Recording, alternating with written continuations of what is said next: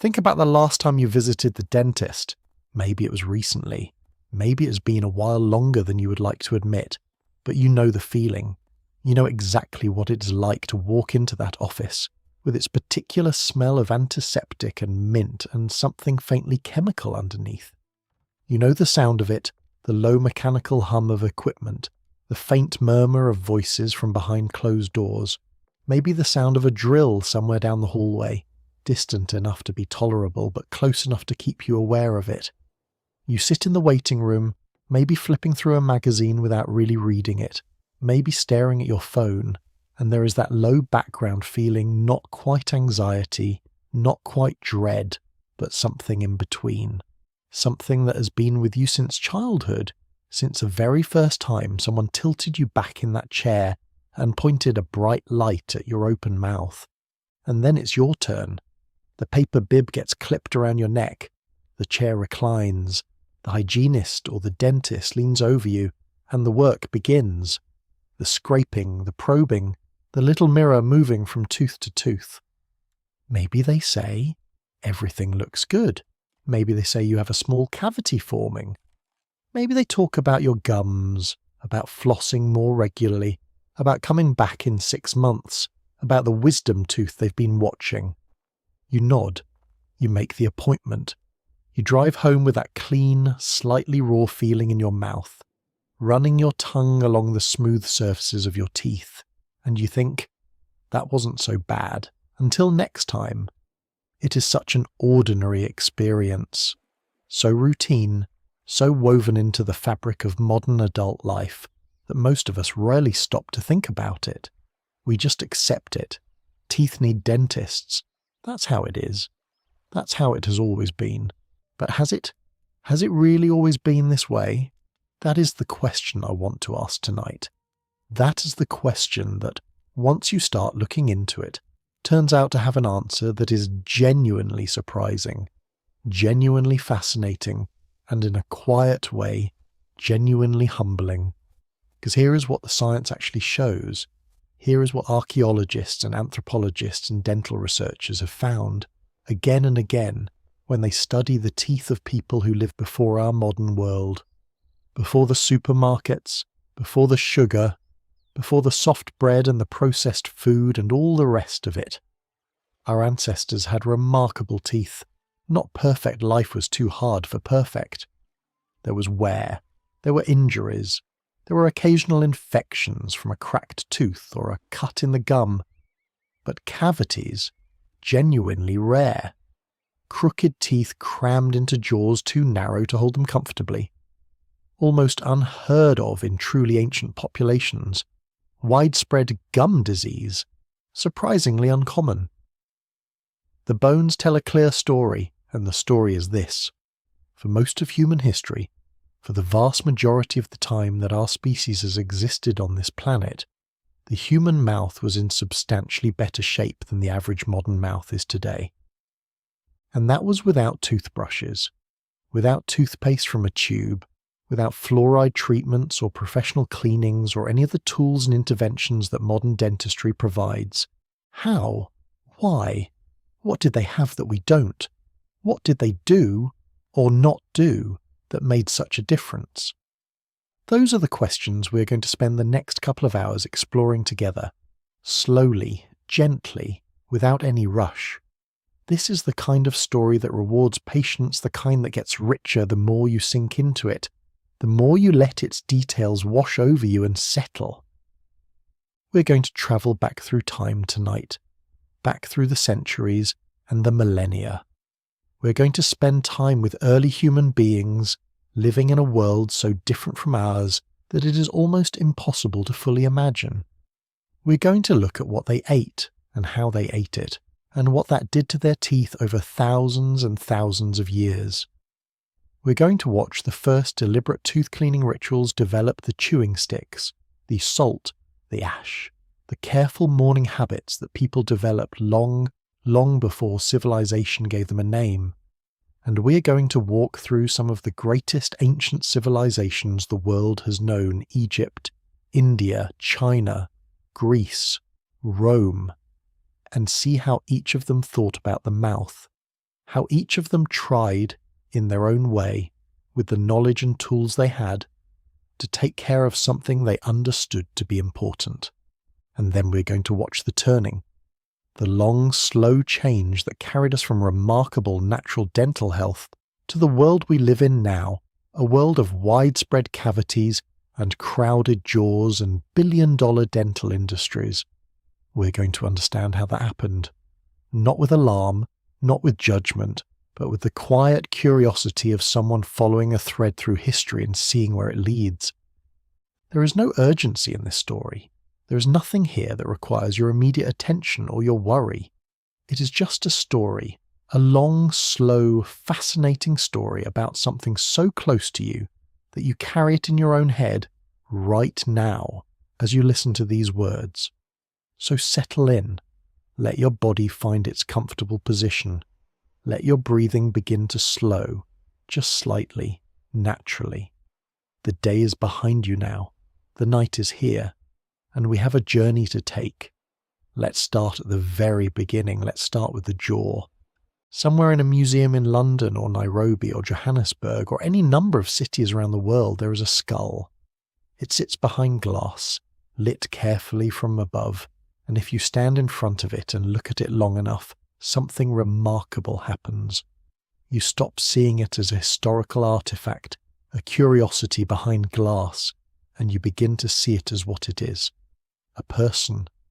Someone who lived. Someone who woke up in the morning and fell asleep at night and had a life of some kind, thoughts, feelings, relationships, difficulties, joys. Someone whose bones have outlasted every other trace of them by tens of thousands of years. And if you look at the jaw, at that strong curved arc of bone with its rows of teeth, you notice something.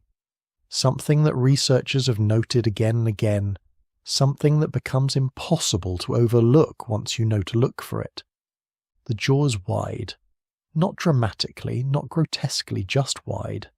Wide and deep and spacious in a way that modern jaws often are not.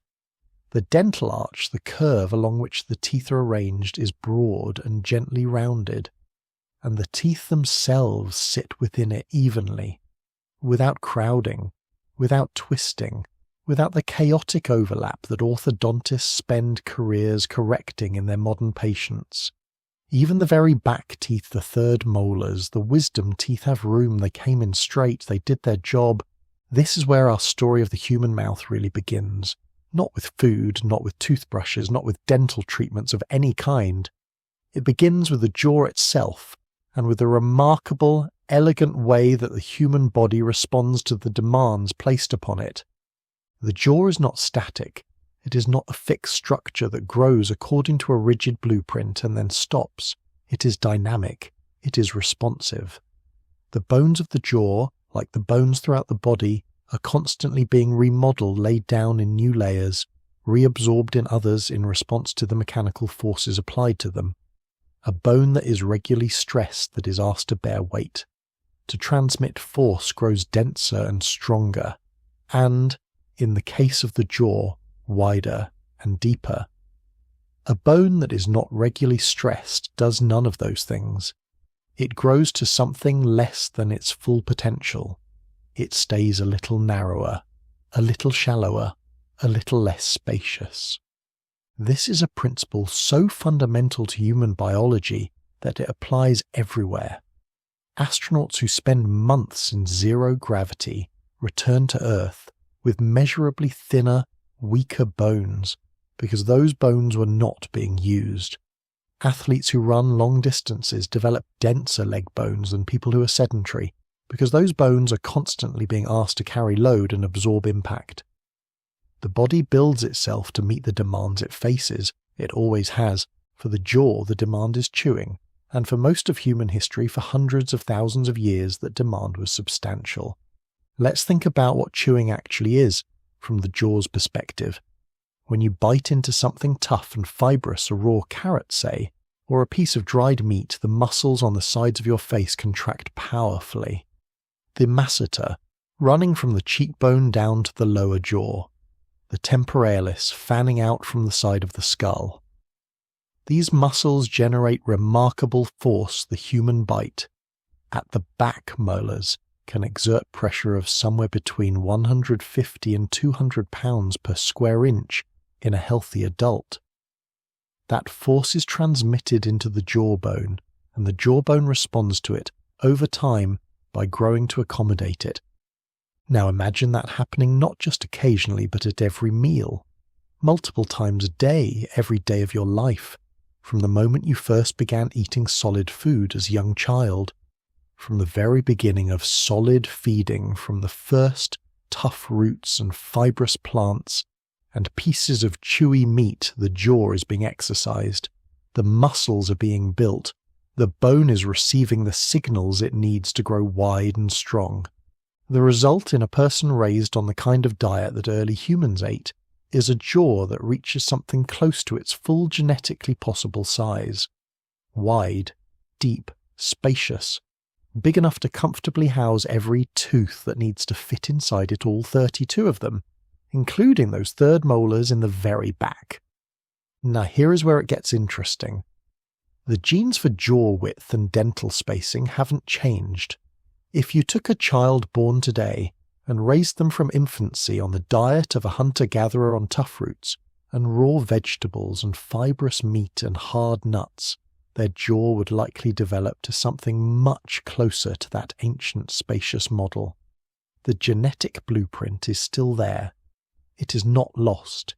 It is simply not being fully expressed, because the mechanical signal, the daily, lifelong exercise of serious chewing, is not being delivered.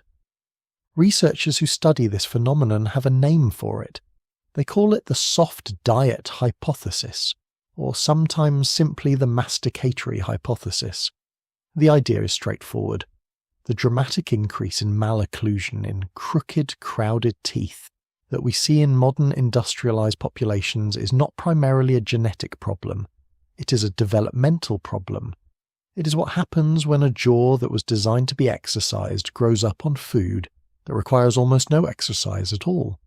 Processed bread, cooked porridge, soft noodles, yogurt, smoothies. The food that fills many modern kitchens and schoolchildren's lunchboxes is, from the jaw's perspective, almost effortless. It goes down without a fight. It requires almost nothing in the way of sustained, forceful chewing. And so the jaw that should have grown wide and spacious never quite gets there. It grows to something less. Something that, while perfectly normal by modern standards, is nonetheless meaningfully smaller than the jaw it was always meant to be. The teeth, meanwhile, arrive on schedule. The body still sends them according to the ancient blueprint, all 32 of them, in roughly the right order, at roughly the right times. But the space they were supposed to occupy is smaller than it used to be, and so they crowd. They push. They overlap and twist and come in at angles. Wisdom teeth, finding no room at all, grow sideways into the roots of their neighbours, causing pain and infection and requiring surgical removal. This is a very personal history. It is happening in the most intimate possible geography inside your own skull, inside the bones that form the architecture of your face. And it is a story that began not in your own lifetime, and not even in your parents' or grandparents' lifetimes, but much further back, in the slow accumulation of dietary change across many generations. In the gradual softening of the human food supply that has been underway in one form or another for thousands of years. But let's not get ahead of ourselves. For now, let's stay in the ancient world, with those wide, well-exercised jaws and those straight, uncrowded teeth. Let's understand the conditions that made them possible before we talk about the conditions that changed them. Because the jaw is only part of the story of the natural human mouth. The other part, equally important, equally fascinating, is what went into it. Close your eyes for a moment and try to imagine a meal. Not the meal you had today, or the one you're planning tomorrow. A different meal entirely. A meal from another world. You are somewhere in sub-Saharan Africa, roughly 50,000 years ago. The morning air is already warm, carrying the smell of dry grass and red earth, and something alive and green from a distant water source. You've been walking since just after dawn with 3 or 4 other members of your group. Not walking with any particular urgency, there is a relaxed, attentive quality to the movement, like someone who is comfortable in their landscape and curious about what it holds. The first food of the day comes almost without looking for it. A low shrub at the edge of a dry stream bed, hung with small dark berries. You reach out and gather a handful, eating them as you walk. They're tart, almost sharp, nothing like the sweet berries in a modern supermarket. These have a brightness, a slight bitterness underneath that makes the mouth pay attention. You eat them slowly, one at a time. There are not many, and you don't try to strip the bush bare. You take what's there and keep moving.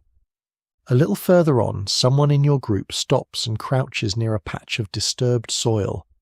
They have spotted the broad, dark green leaves of a plant they recognize, a plant that stores its energy underground. They pull a digging stick from the bundle of tools they carry and begin to work at the base of the plant, teasing the soil away carefully, following the root down. It takes a few minutes. The root comes free with a soft pop of released earth. It is pale and knobbly, roughly the size and shape of a large sweet potato, but denser, harder. You can smell it already, a starchy, earthy smell, faintly mineral. Someone takes the root and splits it against a flat rock. The pieces are passed around. You take yours and begin to chew, and here is where modern experience and ancient experience part ways most dramatically. Because this root is not soft, it does not give way easily. The fibres are long and interwoven, the starch matrix dense and resistant. Your jaw has to work steadily, rhythmically, with real force. You chew and chew and chew again. The starchy sweetness develops slowly as the fibres break down. It takes minutes, not seconds, to work through a single mouthful. Your jaw muscles are engaged, your cheeks working visibly, your bite generating real pressure against the resistant material. This is what eating was for most of human history. Not a passive activity, a physical one. Researchers who study the diets of modern hunter-gatherer peoples, the San of southern Africa, the Hadza of Tanzania, the Simone of Bolivia, various groups across Australia and the Amazon, have compiled detailed records of what people eat when they are living close to the traditional human diet. The variety is remarkable.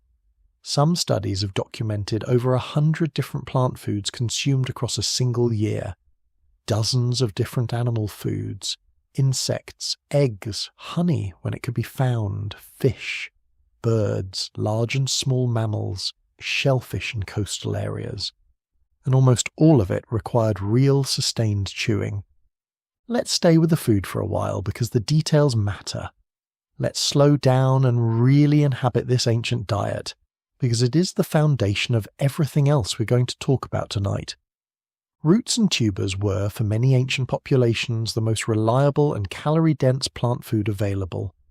Unlike above-ground fruits and leaves, which are seasonal and easily consumed by other animals, underground storage organs persist through drought and cold, holding their energy in dense, fibrous packages that require effort to access. You have to know where to find them, and ancient peoples developed extraordinarily sophisticated knowledge of their landscapes, knowing which plants indicated underground resources, which soil conditions favoured which species, which seasons produced the best tubers in which locations. And then you have to dig them up, and then you have to chew them.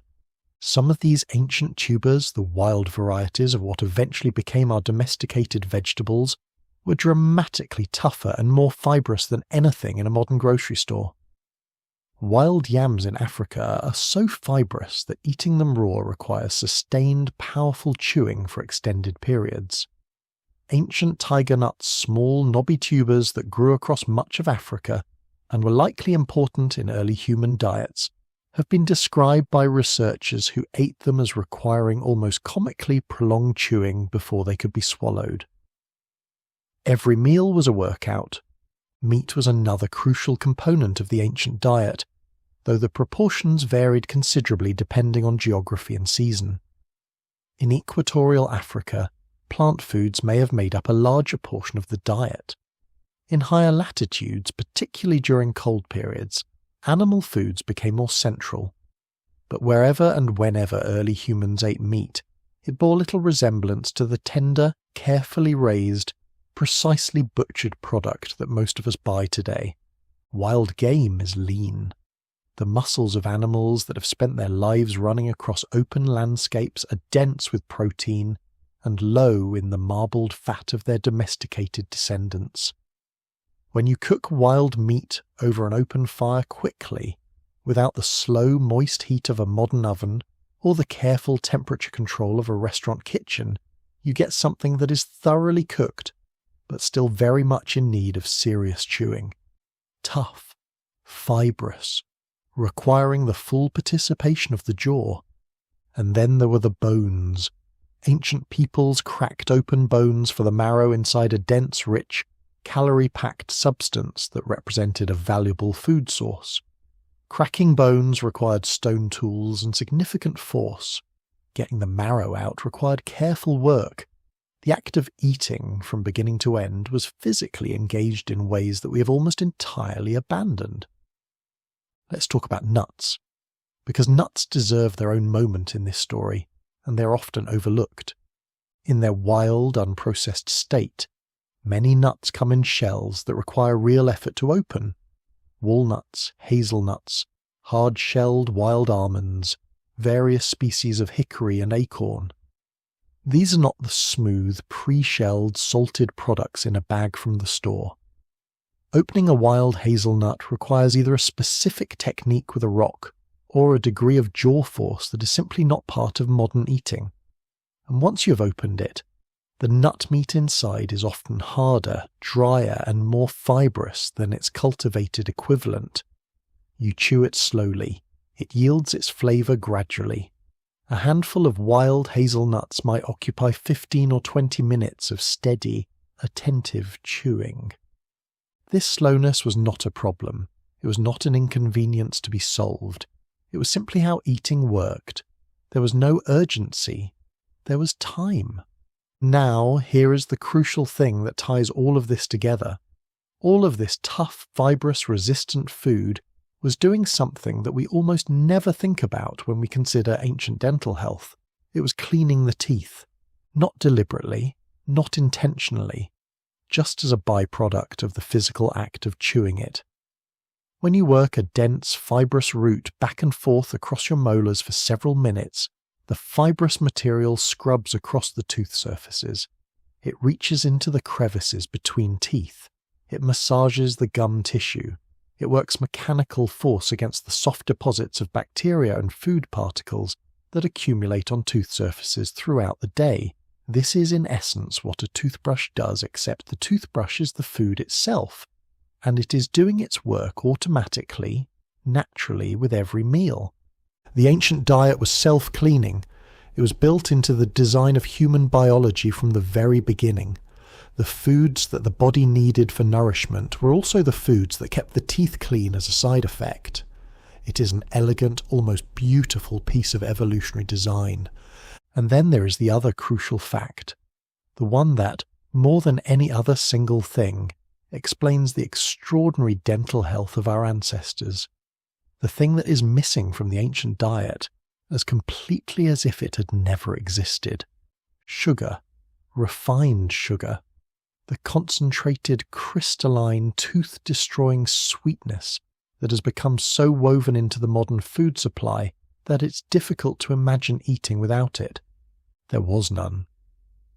The bacteria that cause tooth decay, primarily a group of organisms called Streptococcus mutans, along with various relatives and associates, are metabolically versatile, but they are particularly fond of fermentable carbohydrates, simple sugars, above all. When these bacteria encounter a surge of sugar in the mouth, when someone drinks a sweetened beverage, or eats a piece of cake, or consumes any of the dozens of sugary or highly processed foods that appear at every turn in the modern diet, they spring into action. They consume the sugar rapidly, multiplying as they go, and they produce lactic acid as a metabolic byproduct. That acid sits against the tooth surface. It begins to dissolve the mineral structure of the enamel. Given enough exposure over enough time, the result is a cavity. Without concentrated sugar, this process is dramatically slowed. The bacteria are still there. They were always there. The human mouth has always hosted a complex ecosystem of microorganisms, and it always will. But without their preferred fuel in abundant, constant supply, they cannot do their worst damage. They metabolize more slowly. They produce less acid. The saliva, which is naturally slightly alkaline and contains minerals that can remineralize small areas of early enamel damage, has time to do its repair work. The balance tilts toward health rather than disease. Ancient peoples did encounter sweetness, of course, ripe summer fruit when it was available. Occasionally the extraordinary find of a wild beehive with its dense, dark, intensely sweet honey. These were treats, savoured and celebrated, but they were rare and seasonal. The mouth's defence systems were perfectly adequate to handle sweetness in those quantities. The exposure was brief, the amounts modest, the saliva's buffering capacity more than sufficient. It is only when sweetness becomes constant, when it is present at breakfast, at lunch, at dinner, at every snack in between, dissolved into beverages consumed throughout the day, that the defence systems are overwhelmed. That was not the ancient world. That is our world. And the difference written in the bones and teeth of people, separated from us by tens of thousands of years, is stark and clear. There is one more thing about the ancient diet worth dwelling on before we move forward. The variety. The extraordinary season-by-season, landscape-by-landscape variety of what early humans ate. Modern nutritional science has become increasingly interested in what is sometimes called dietary diversity. The idea that eating a wide range of different foods is important not just for getting the right nutrients, but for maintaining a healthy and resilient community of microorganisms in the gut and throughout the body. The ancient hunter-gatherer diet, whatever its other characteristics, was diverse in ways that modern diets almost never match. Dozens of different plant species across a year, multiple animal species, foods that varied with the season, the geography, the availability, nothing that dominated to the exclusion of everything else. That variety meant that no single harmful element, no single problematic food was ever present in large enough quantities, or for long enough, to do lasting damage. It also meant that the complete spectrum of nutrients the body needed was available over the course of the year, even if no single day provided everything. The diet was balanced in the most literal possible sense, not designed to be balanced, not engineered to meet nutritional targets, but balanced because it was drawn from the full richness of the living world, and the teeth that were maintained by that diet chewed and cleaned and fed, without refined sugar, and exercise without ceasing were, by the evidence we have, strong and straight and largely healthy throughout a lifetime of use. They were, in every measurable sense, better than ours. That is a remarkable thing to sit with for a moment, and we will sit with it, just for a moment, before we move on. Let the thought settle gently. No urgency, no alarm, just the quiet acknowledgement of what was, and what that tells us about what we have changed. There is a quality to early human intelligence that I find endlessly compelling. It is not the dramatic intelligence of invention of the eureka moment, of the sudden breakthrough. It is something quieter, and in many ways more impressive. It is the intelligence of patient observation, of noticing, over years and generations, what works and what doesn't, of accumulating, piece by piece, a body of practical knowledge so deep and detailed that it could sustain a human life in almost any environment on Earth. This intelligence shaped everything about how early people lived, how they read the landscape, how they found water, how they tracked animals, how they predicted the seasons, and, quietly, gradually, over thousands and thousands of years, how they took care of their teeth. We do not know exactly when the first deliberate oral hygiene practices began. There is no date we can point to, no single moment we can identify as the origin.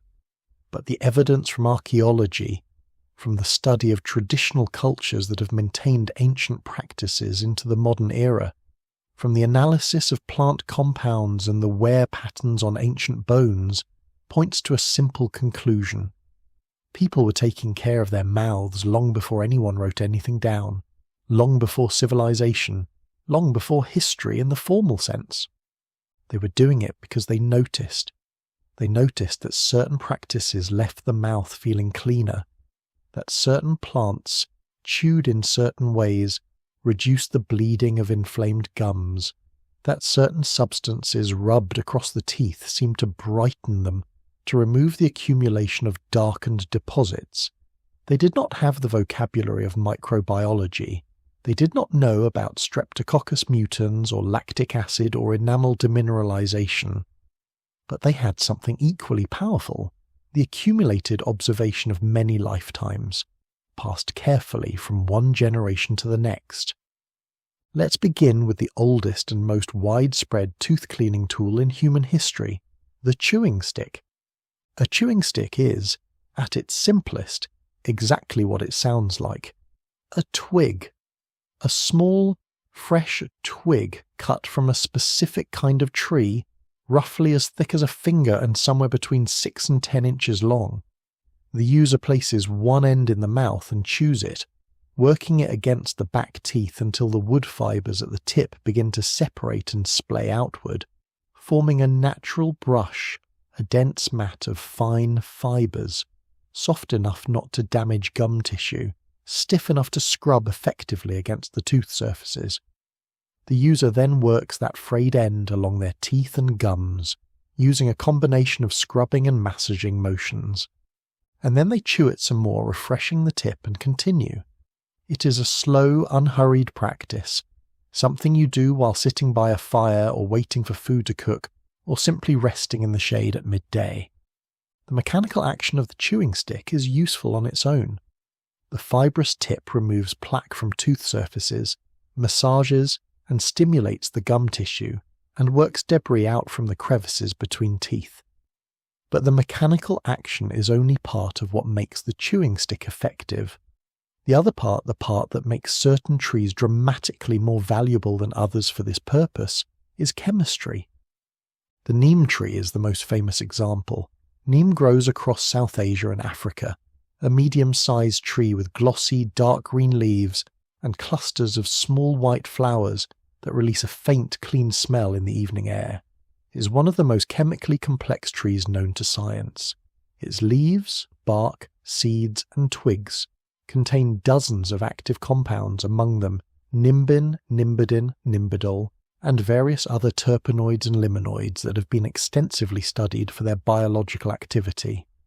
What these compounds do, in the context of oral health, is remarkable. They are antimicrobial. They actively inhibit the growth of the bacteria most responsible for tooth decay and gum disease.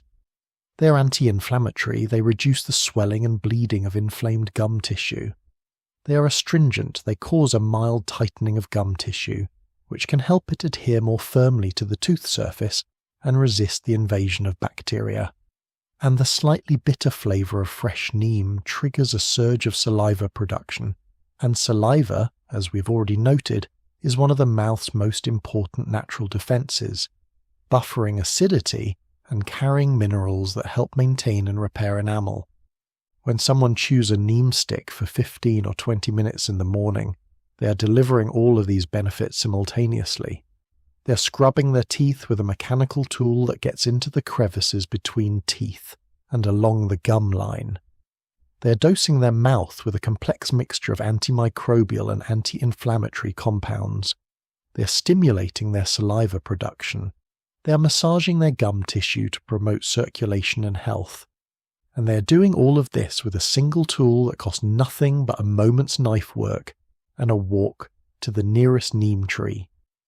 It is, by any objective measure, an impressively effective piece of technology, and it is one that people figured out not through any single flash of insight, but through generations of noticing that neem worked better than other trees, that people who used neem sticks had healthier gums, that the compounds in neem wood had properties worth seeking out. Neem was not alone. Different cultures in different parts of the world independently discovered the chewing stick principle and found their own local trees with their own beneficial properties. The arak tree, also called the pilu tree or the toothbrush tree, was used extensively across the Arabian Peninsula and North Africa. Its twigs contain naturally occurring fluoride compounds, as well as silica, an abrasive, and trimethylamine, which has antibacterial properties. It also contains salvadorine, an alkaloid with antimicrobial action. The people who reached for an arak twig every morning were, without knowing the chemistry, applying fluoride to their teeth. The licorice root was used across parts of Europe and Asia. Its antimicrobial properties against the specific bacteria that cause cavities, Streptococcus mutans in particular, have been confirmed by multiple modern studies. The tea tree, used in parts of Australia and Southeast Asia. The olive twig, common in the Mediterranean. In each case, the selection was not random. It was the result of accumulated experience, of careful noticing over long periods of time. The knowledge of which trees to use was not trivial knowledge, it was important knowledge. The kind that was passed deliberately from parent to child, from healer to apprentice, preserved across generations because it was genuinely valuable, because having it made a real difference to the health and comfort of real people. Now let's talk about something even older. Something that may predate the chewing stick as a deliberate oral hygiene practice, the use of simple abrasives. Salt, it seems so ordinary, so ubiquitous in every kitchen in the world that it barely registers as a substance with remarkable properties. But salt is, among other things, a mild antiseptic. A mouth rinsed with salt water is a mouth with a less hospitable environment for the bacteria that cause decay and gum disease. Salt is also a gentle abrasive coarse salt. Rubbed directly onto the teeth will remove surface deposits with a physical scrubbing action. It has been used for these purposes for so long and in so many different cultures that its use in oral hygiene is almost a human universal. And salt has one other property that was particularly valuable in the ancient world.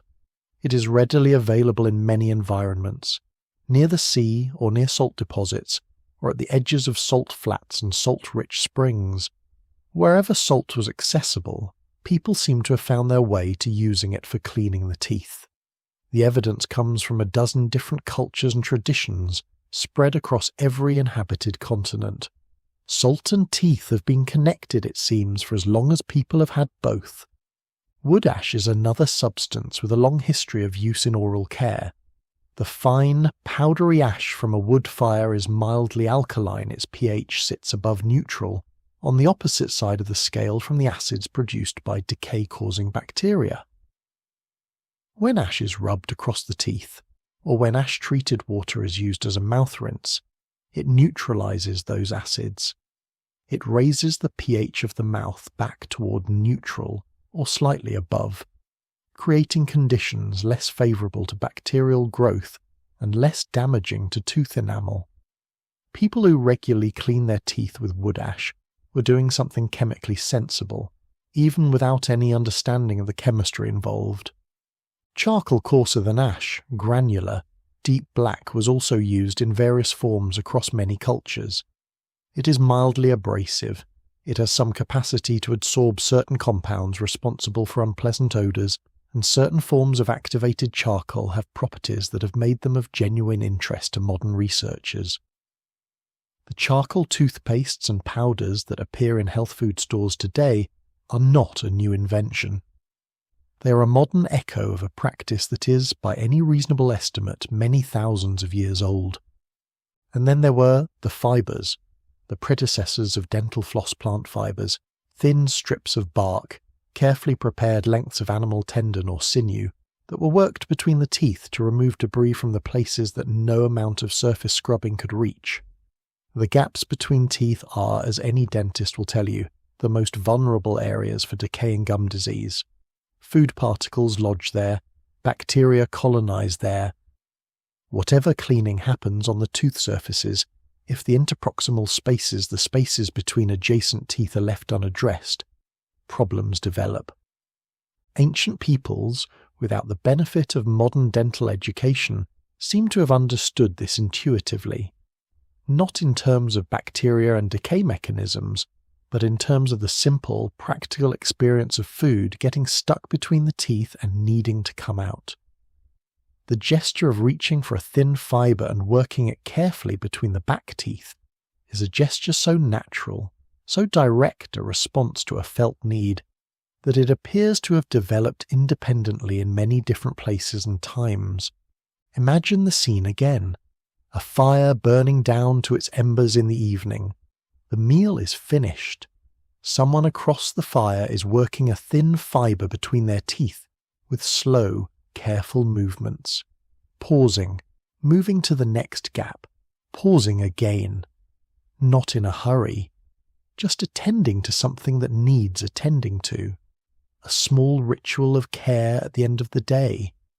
There is something in that image, something in the quiet, deliberate quality of it that speaks to one of the deepest things about our species. We notice, we pay attention, we develop practices in response to what we notice. We pass those practices on. We are, in a word, careful. Even in the simplest, most ancient context crouched by a fire 50,000 years ago, working a fibre between our teeth, we are careful. That carefulness did not produce perfect results. Nothing produces perfect results. Ancient peoples had their dental problems where injuries, occasional infections.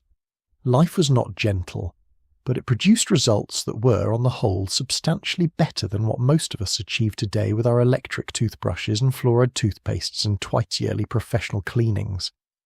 That is a striking fact. It deserves a moment of quiet acknowledgement before we move on. And as we move on now, as we leave the deep past and begin to enter the first great civilizations, the first cultures that left written records and built enduring monuments, we're going to find that same impulse toward care expressed in increasingly sophisticated and sometimes surprising ways. If you're finding this journey restful and interesting, a like on this video helps more people find their way to stories like this one. And if you'd like to keep travelling through history like this, subscribing means we'll always be here when you need a slow, quiet place to rest. Thank you. Now let's continue. Let's travel now. Not abruptly, not with any rush. Let the scene shift slowly, like a memory that changes its light. We are in Egypt. The date, if we were to give it one, is somewhere around 3,500 years before the present moment. The 18th dynasty is on the throne. The kingdom is at the height of its power and confidence. Along the banks of the Nile, the fields are a vivid, startling green. Against the tawny desert beyond them, the ancient contrast that defined Egyptian life. The narrow, fertile world of the river's gift, bordered on both sides by the vast, indifferent silence of the sand. In the cities in Thebes, in Memphis, in the great religious centres that line the river, there is a quality of organised life that is startling even now, looking back at it. These were complex societies, with specialised roles and recorded knowledge and accumulated expertise passed down through institutions that lasted for centuries. There were physicians, and those physicians took their work seriously. They studied, they documented, they preserved their knowledge in writing, on rolls of papyrus that they stored carefully in the great libraries and temple archives. Several of those papyrus rolls, the Ebers Papyrus, the Edwin Smith Papyrus, others have survived to the present day. And when you read them, they are full of surprises. Dental care appears in several of them. There are recipes for tooth powders, instructions for treating infected gums, remedies for toothache. There is even evidence, though scholars debate the details of rudimentary attempts at dental treatment and tooth replacement. The Egyptians were not casual about their mouths. They cared about dental health for practical reasons. A person in tooth pain cannot eat properly, and nutrition was understood as central to overall health. They cared about breath. Social life in the Egyptian elite involved close quarters, formal gatherings, ceremonial occasions where fresh breath was a matter of both personal and social significance. And they cared, perhaps most importantly, about ritual purity. That last point deserves some attention because it tells us something important about how the ancient Egyptians understood the relationship between the body and the spirit. In Egyptian religious thinking, the mouth was a sacred space. It was the place from which prayers and incantations and religious formulas were spoken. It was the instrument through which the power of the spoken word, which, in Egyptian theology, had genuine creative and magical force, was expressed. A clean mouth was not just a healthy mouth. It was a prepared mouth. A mouth fit for speaking to the divine. The priests of ancient Egypt, and there were many of them, organized into complex hierarchies serving hundreds of different temples, and deities were required to maintain strict standards of ritual purity as part of their religious duties. This purity included the cleanliness of the body, and specifically the cleanliness of the mouth. A priest preparing to officiate at a religious ceremony, to chant the sacred texts, to make offerings before the statues of the gods, first had to clean their teeth. The tooth powder they used for this purpose was a carefully composed mixture. We have recipes preserved in the medical papyri, and they are fascinating to read. Ground ox hooves, first calcined, burned at high heat until they crumbled into a fine, white powder, provided a gentle abrasive base. Myrrh was included, both for its distinctive resinous scent and for its genuine antiseptic and anti-inflammatory properties. Eggshell, also burned and finely ground, contributed calcium and additional abrasive quality. Some recipes included natron, the naturally occurring salt that was a staple of Egyptian chemistry, used in everything from food preservation to the process of mummification. Natron is mildly alkaline, and in the mouth it would help to neutralize the acids produced by bacteria. Other Egyptian tooth preparations included ground pumice stone, the light, porous volcanic rock, fine enough when properly prepared not to damage enamel, but effective at removing surface staining. Some included plant extracts with known antimicrobial properties. Some included aromatic substances, cinnamon, frankincense, various resins that served both to improve the smell of the preparation and to deliver their own beneficial compounds to the gum tissue. The application method was simple. A small amount of the powder was moistened with water, or, sometimes, with wine vinegar itself, mildly antimicrobial, and a good solvent for some of the active compounds in the mixture.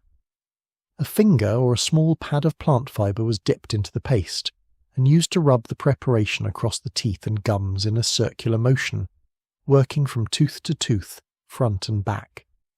The process was slow and methodical, not rushed, a deliberate act of preparation and care. Breath, as I mentioned, was another concern. The Egyptians developed what we might recognize as among the earliest breath-freshening lozenges in recorded history. Pellets made from aromatic substances, frankincense, myrrh, cinnamon, dried herbs bound together with a small amount of honey, and formed into small balls that could be held in the mouth and chewed slowly. The volatile compounds released by these ingredients did genuine work. Cinnamon, for example, contains cinnamaldehyde, which has well-documented antimicrobial activity against oral bacteria. Myrrh contains compounds that reduce inflammation and inhibit bacterial growth. Even the honey played a role, given honey's natural antimicrobial properties due to its hydrogen peroxide content and its water-trapping ability. These were not mere perfumery. They were functional preparations based once again on the accumulated observation of what worked, what left the mouth smelling clean, what reduced gum bleeding, what helped with the persistent ache of an inflamed tooth. There is an image I keep returning to when I think about ancient Egyptian dental care. A priest in a temple corridor, in the early morning, before the public rituals begin. The temple is quiet and cool at this hour, the thick stone walls holding the night's chill against the growing heat outside. Light comes through high, narrow windows in shafts of gold. The priest stands before a small basin, dipping his finger into the moistened powder, beginning the careful, methodical work of cleaning his teeth.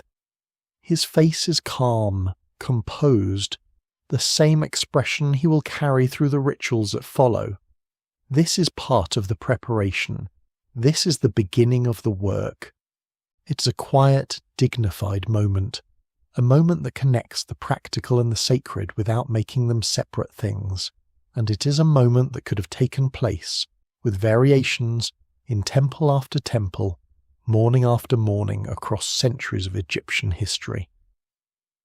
The scene shifts again.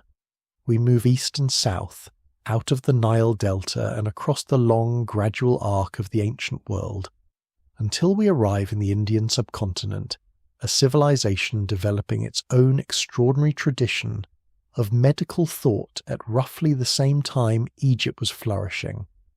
The tradition is called Ayurveda.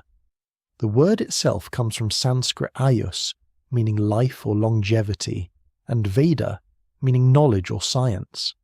Ayurveda is the science of life, and it is among the most complete, most systematic, most deeply considered approaches to health and the human body that any civilization has ever produced. At the heart of Ayurveda is a simple but radical idea. The body is not a collection of separate parts, each of which can be treated independently. The body is a unified whole, a dynamic system in which everything is connected to everything else. The state of the digestive system affects the state of the mind. The quality of sleep affects the condition of the skin. The health of the mouth, the teeth, the gums, the tongue, the breath reflects and influences the health of the whole organism. This is not merely philosophical, it is practical. And nowhere is it more practical than in the morning routine that Ayurveda prescribes, the dinacharya, the daily practice that, according to the ancient texts, should begin before eating, before speaking at length, before the day's work commences. The Ayurvedic morning begins in the mouth. The first practice is the chewing stick, the danta kashtha, which we have already met in the context of earlier prehistory. But in the Ayurvedic tradition, the chewing stick is not a generic practice. It is a personalized one. The ancient texts describe different trees appropriate for different constitutional types, the doshas, the fundamental energetic principles that Ayurveda uses to understand individual variation. Neem for most people, but specifically for those with a dominant pitta constitution, a tendency toward heat, inflammation, acidity. Licorice root for those prone to dental sensitivity and pain. Mango wood for certain digestive imbalances. Arjuna bark for those with a tendency toward gum weakness. The specificity is remarkable. This was not a one-size-fits-all prescription. It was a system. After the chewing stick comes the tongue scraper, and this is, I think, one of Ayurveda's most genuinely sophisticated contributions to oral care, because it addresses something that most modern dental routines still overlook.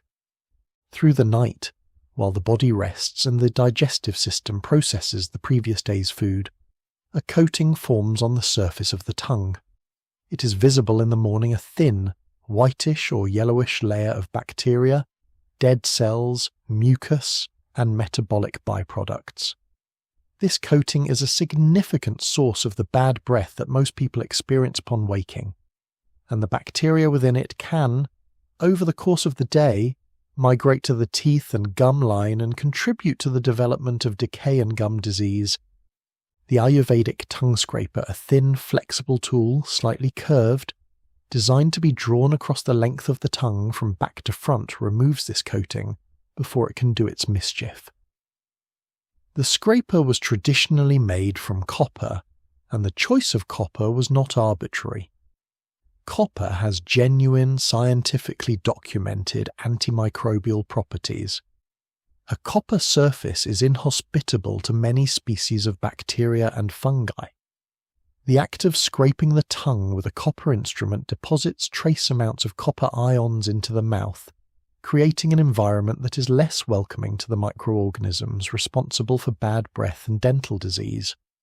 The modern scientist looking at an Ayurvedic copper tongue scraper sees a piece of technology that is, in its functional logic, entirely sound. The ancient Ayurvedic practitioner who specified copper did not know the chemistry, but they knew the results. They knew that copper scrapers worked better than wooden ones. They knew that regular tongue scraping reduced bad breath and seemed to correlate with better overall oral health. They reached for the right tool by following the evidence of their experience.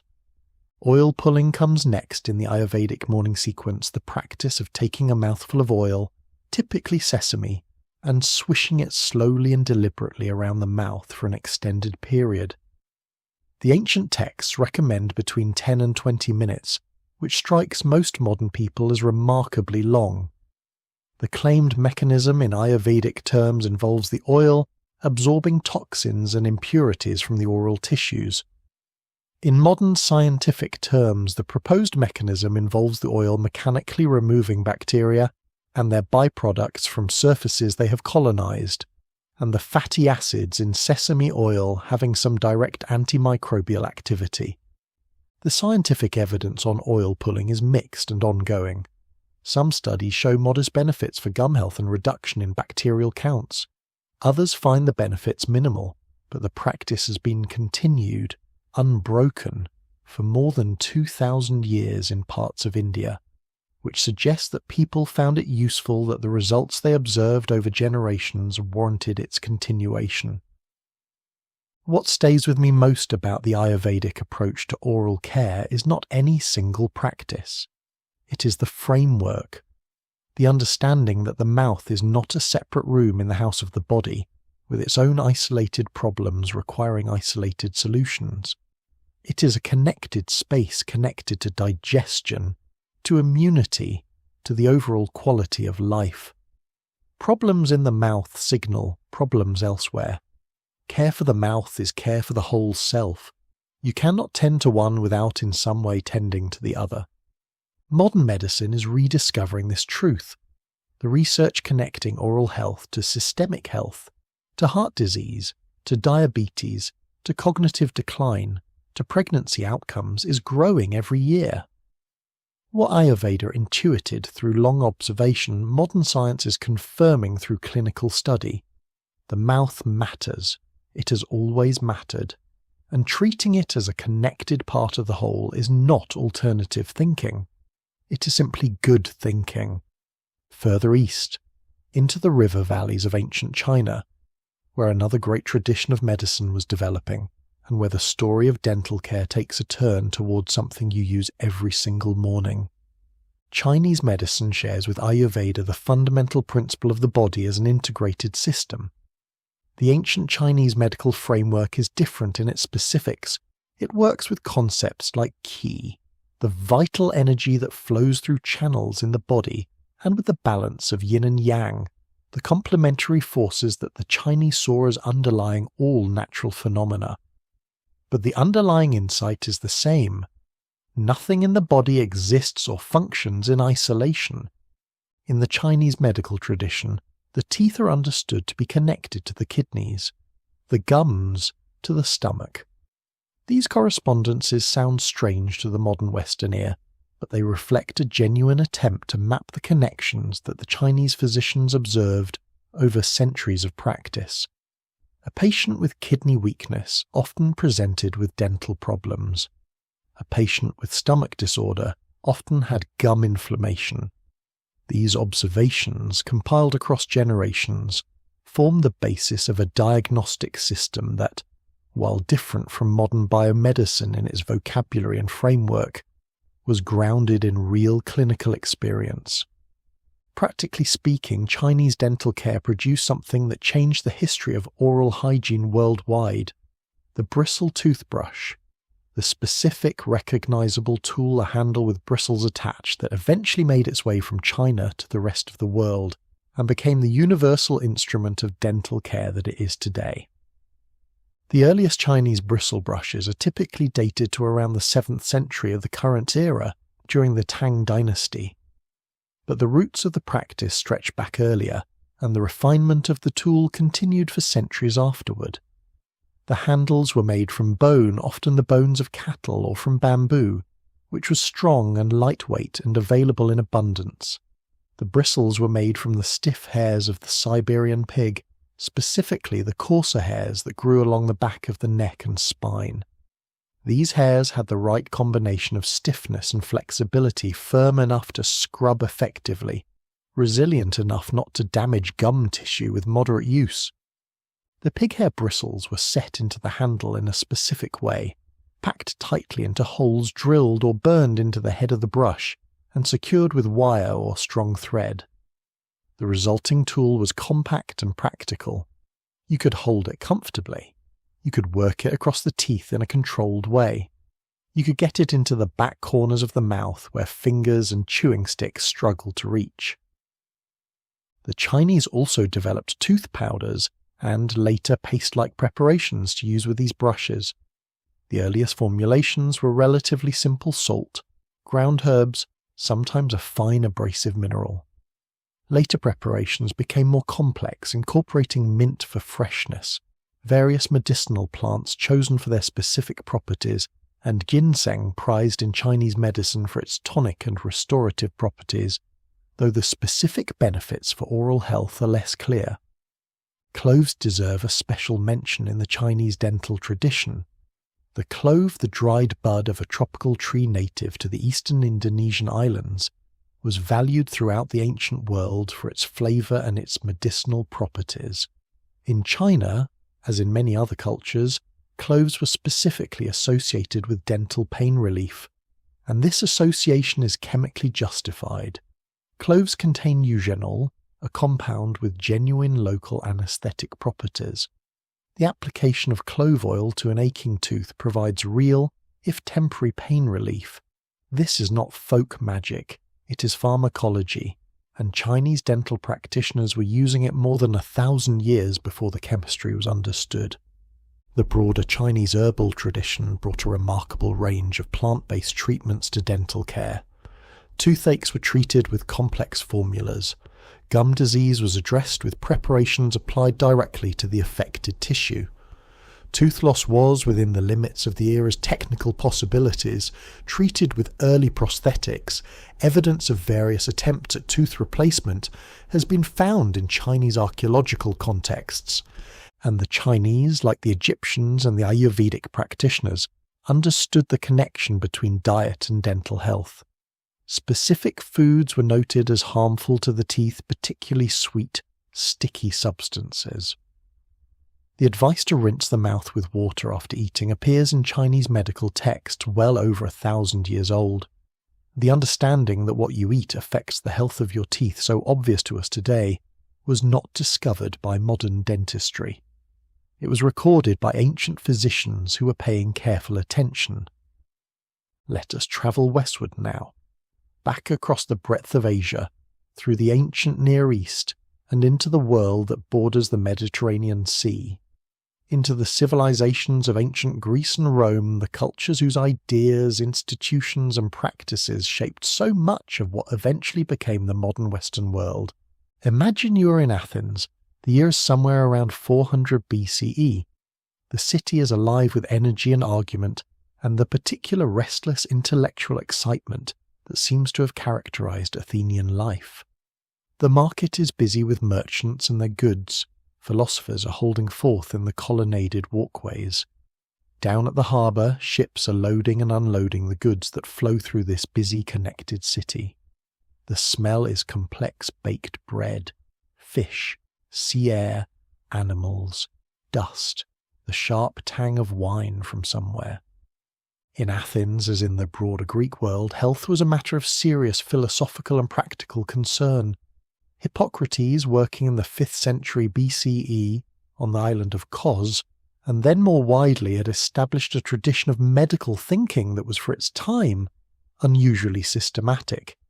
He insisted on careful observation, on noting what correlated with what, on developing practical treatments based on experience rather than pure theory. And his work, along with that of his followers and successors, addressed dental health directly. The Hippocratic Corpus, the collected body of texts attributed to Hippocrates and his school, includes specific discussion of teeth and their care. There is advice on tooth cleaning. There is discussion of the causes of dental decay, which Hippocrates attributed primarily to the consumption of figs and other sweet foods, a connection that, while not fully worked out, points in the right direction. There are descriptions of dental treatments, including the use of various preparations to clean and strengthen the teeth. Greek tooth powders were made from ingredients that are by now in this journey starting to feel familiar. Ground pumice, fine and gritty, crushed eggshell, chalk calcium carbonate, ground fine enough to serve as a gentle abrasive while also contributing its alkalinity to neutralize oral acids, burned and powdered bones from various animals. Some preparations included ground oyster shell, another source of calcium carbonate. The consistent theme is a gentle abrasive combined with a calcium-rich base, practical, sensible, effective. Aromatic herbs played an important role in Greek oral care. Mint always mint, in culture after culture, across the ancient world, as reliable as sunrise. Anise, whose seeds were chewed after meals as a breath freshener, a practice so widespread in the ancient Mediterranean that it became almost ritual. Parsley, which contains chlorophyll and volatile compounds that genuinely help to freshen breath. The Greeks were attentive to social life, to the quality of interaction, to the impression one made, and fresh breath was part of that attention. Now Rome, the city of 1 million people, the noise, the scale, the astonishing organized complexity of it, the aqueducts bringing water from the hills, the baths, those great social and hygienic institutions spread across the city and its empire, a civilization that, at its height, placed enormous value on cleanliness as a mark of civilization, of distinction, of the Roman way of being in the world. Roman dental practice was, in many ways, an elaboration of what the Greeks had developed, but with characteristically Roman additions and emphases. The tooth powders became more sophisticated, more ingredients, more variety. Some Roman preparations included powdered horn, the horn of various animals, burned to a fine powder that provided gentle abrasion and calcium. Some included ground coral.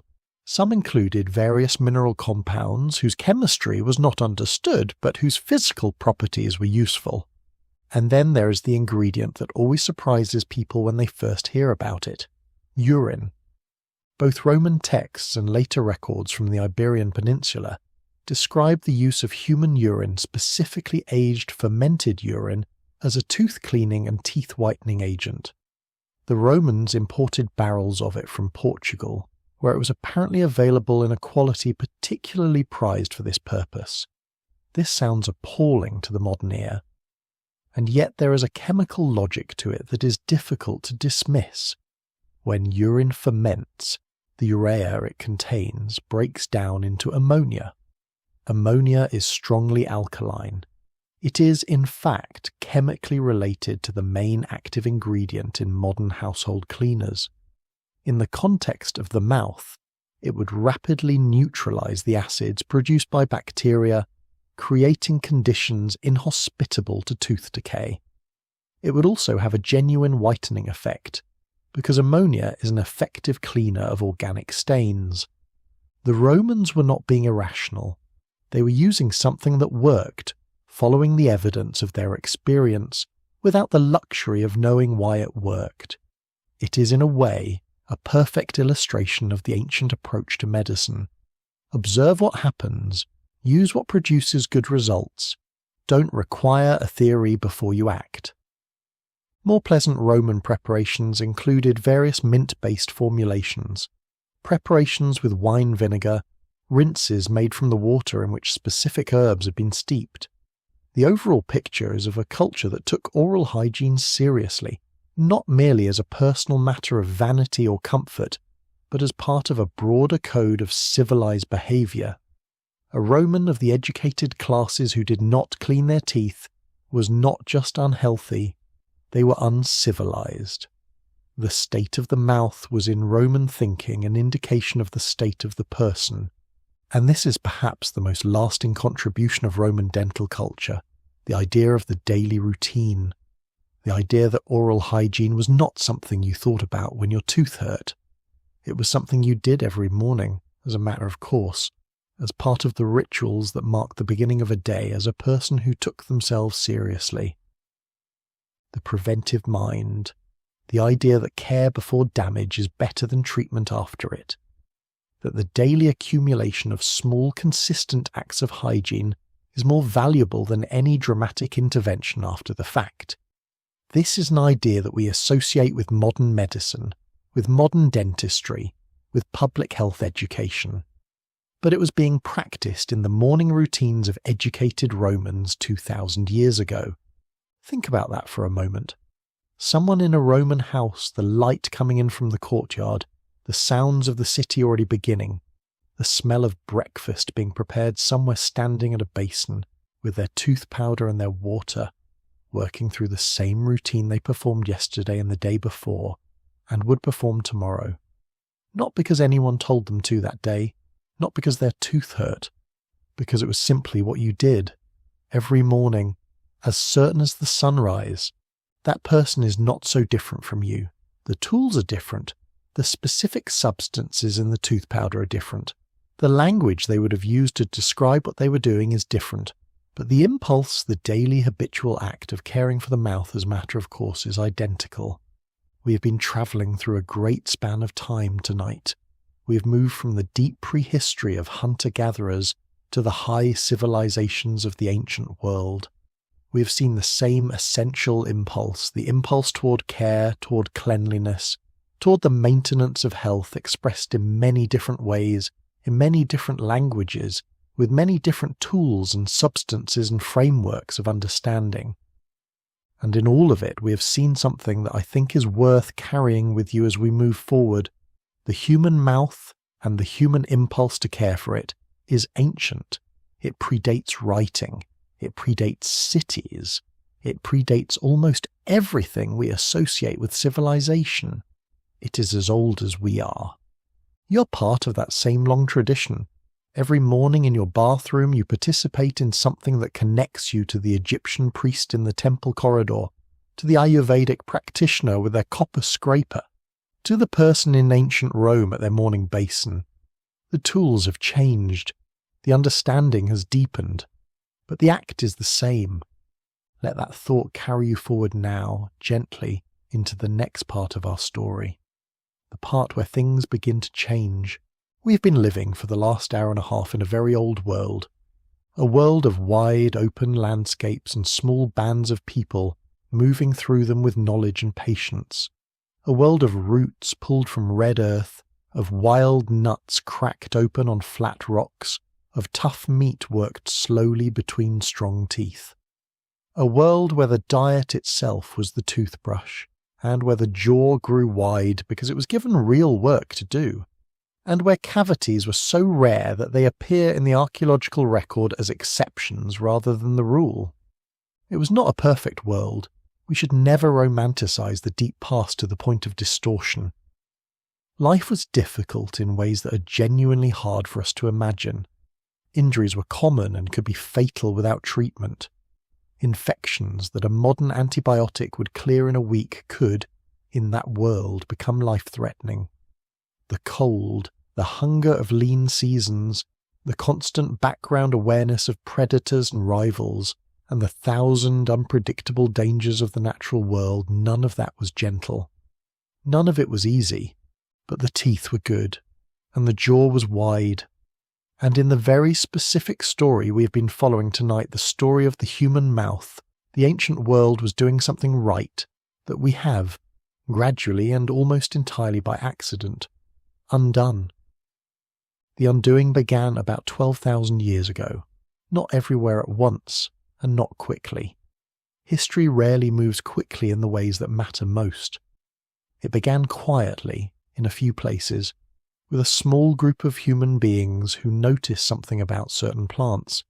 They noticed that seeds, if they were kept and planted rather than simply gathered and eaten, would produce more plants, and that those plants, if they were tended, watered, weeded, protected from competing vegetation, would produce more seeds than wild plants left to their own devices, and that if you returned to the same place year after year, tending the same plants, you could rely on a harvest, a predictable, manageable, storable supply of food that did not require constant movement through the landscape to find. This was the beginning of agriculture, and it changed everything. The first domesticated crops were grains. In the Fertile Crescent, the arc of productive land that curves through what is now Israel, Jordan, Lebanon, Syria, Turkey, Iraq, and Iran, wild wheat and wild barley had been growing for millions of years. The hunter-gatherers who moved through this landscape had been gathering and eating the seeds of these grasses for a long time, grinding them between flat stones, possibly roasting them, working them into rough, dense preparations that required real effort to chew. But when those grains began to be cultivated, a subtle change began. Cultivation favoured plants with particular traits, larger seeds, thinner husks, seeds that stayed on the stalk instead of scattering when the wind blew. Over generations of selective planting and harvesting, the grains grew more productive, more manageable, and gradually softer. The wild, hard-hulled ancestral grain was giving way to the more refined, more easily processed cultivated grain, and the food made from it was softer than what had come before. Porridge made from ground grain requires almost no chewing at all. Flatbread made from finely milled flour, cooked on a hot stone, is soft enough to gum without teeth. The fundamental change in dietary texture that agriculture introduced was not dramatic or sudden. It was gradual, incremental, barely perceptible within any single lifetime. But across hundreds of years, across dozens of generations, the cumulative effect was real. Less chewing, less jaw exercise, less mechanical stimulation of the bone and muscle, and quietly, persistently, generation by generation, a slightly narrower jaw. The evidence for this is preserved in the bones. Archaeologists working at sites where you can trace the transition from hunter-gatherer to agricultural lifestyle, where the stratigraphy gives you pre-agricultural levels, and post-agricultural levels in the same region consistently find the same pattern. The pre-agricultural skulls have wider dental arches, more room between the teeth, lower rates of malocclusion. The post-agricultural skulls show the arch beginning to narrow, the third molars beginning to crowd, the first hints of the dental crowding that, in modern populations, is close to universal. The change in cavity rates is even more striking. In truly pre-agricultural populations, dental caries tooth decay is rare enough that some researchers describe certain populations as virtually caries-free. Among the earliest agricultural populations, the frequency begins to climb, not dramatically at first, but the direction of travel is clear and it never reverses. More carbohydrates, more fermentable material for the decay-causing bacteria to work with, more acid, more cavities. It is important to sit with the full complexity of this. Agriculture was not simply bad for teeth and good for everything else. The picture is more nuanced than that. The dense concentration of carbohydrates that came with a grain-based diet introduced dental problems, yes, but it also allowed populations to grow and to persist through conditions that would have been devastating for smaller, more mobile hunter-gatherer bands. It created surplus, the ability to store more food than you needed immediately, and surplus created the possibility of specialization, of some people being freed from the full-time work of food production to become craftsmen, healers, teachers, builders, record keepers. Without agriculture, there are no pyramids. Without agriculture, there are no Vedic texts, no Confucian philosophy, no Homer, no Plato, no Rome.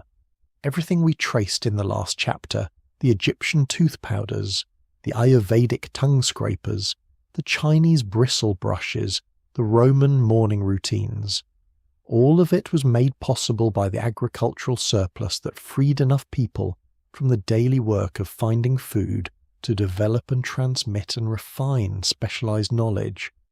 The cost for the teeth and the jaw was real, but it was one cost among many trade-offs in a transformation that was, in the largest view, a defining chapter in the human story. Still, the teeth paid, and they have been paying ever since.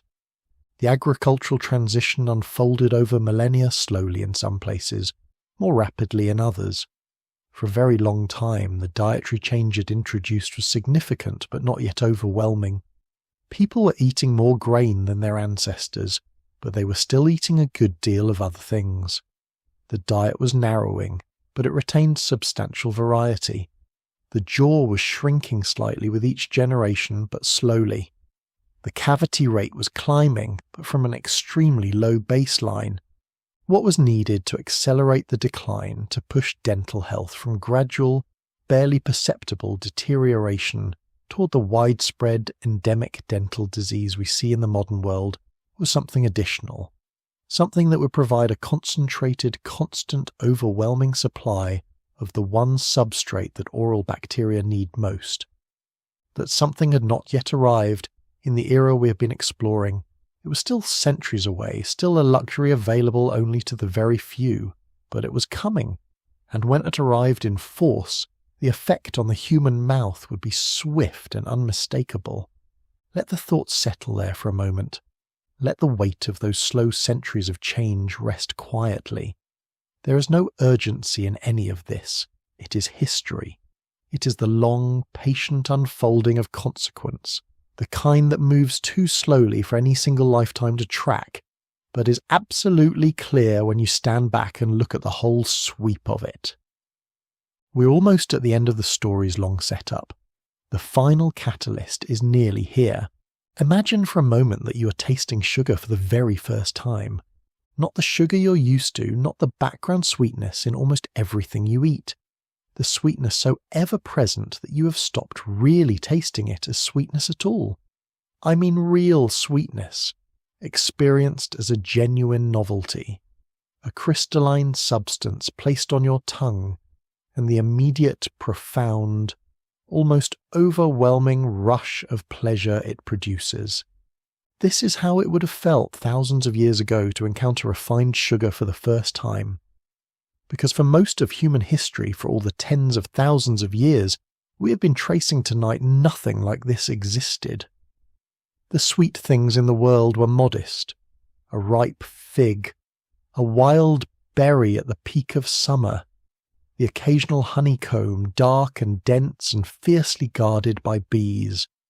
These were pleasures, real ones, savoured when they appeared.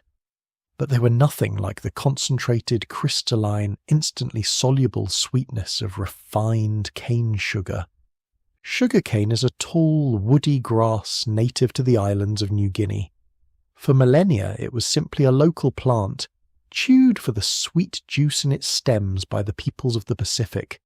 Cultivation spread slowly westward into Southeast Asia, then into India. And in India, somewhere around 2,000 years ago, people discovered how to process sugarcane juice into solid form, how to boil it down, clarify it, crystallize it into a substance that could be stored, transported, traded. The first refined sugar. In ancient India, this product was called sakara, a Sanskrit word meaning ground or gritty substance. From sakara it passed into Persian as shakar, into Arabic as sukkar, into medieval Latin as saccharum, into Italian as zucchero, into French as sucre, and finally into English as sugar. That etymology is itself a map of the trade routes along which the substance travelled as it moved, slowly and over many centuries from east to west. For a very long time, sugar was medicine before it was food. In the ancient medical traditions of both India and Persia, refined sugar was used as a pharmaceutical ingredient, a base for preparing and administering other remedies, and a treatment in its own right for certain conditions. It was expensive, rare, and handled with the care appropriate to a precious substance. Not something you stirred into your morning drink. Something you measured by the grain and used with intention.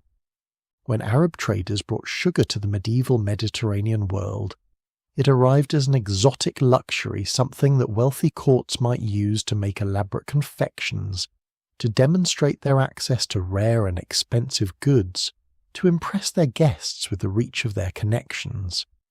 In medieval Europe, sugar was sold in apothecary shops, the medieval equivalent of pharmacies, by the ounce, at prices that placed it entirely out of reach for ordinary people.